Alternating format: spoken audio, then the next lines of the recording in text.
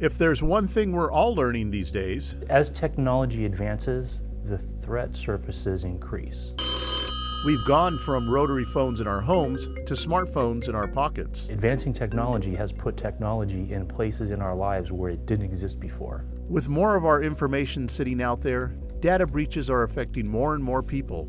Brendan McHugh can attest to that.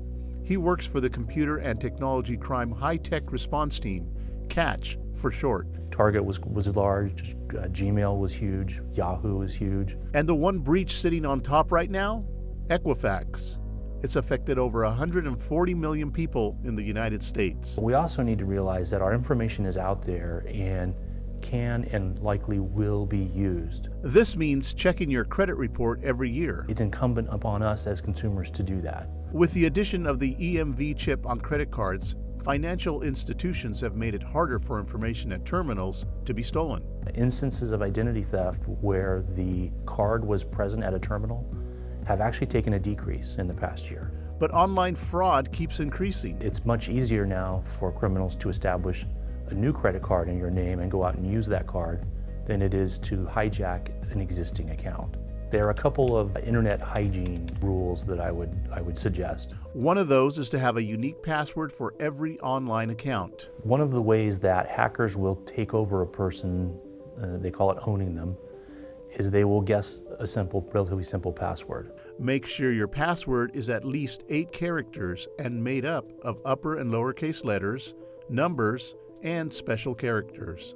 And don't forget, a secure site always has HTTPS in the address bar. Also, that URL bar will turn green, and oftentimes there's a gold lock displayed to show that is a secure transaction site. And for those of us who are constantly connected on our smartphones, if you're at the Starbucks and you want to check the score of the Monday Night Football game, there's very little risk. If you're going to check your account balance, there's a huge risk.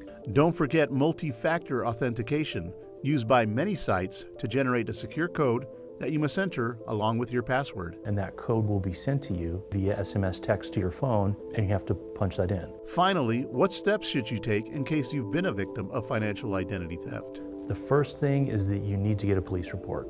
And in California, the jurisdiction in which you live or which you work is required to take a report. 2, contact the credit reporting agencies and let them know the report number and the nature of the victimization. And then you either get a credit freeze or a fraud alert. And then number 3, get a copy of your credit report and find out if there's anything additional on there you didn't know about.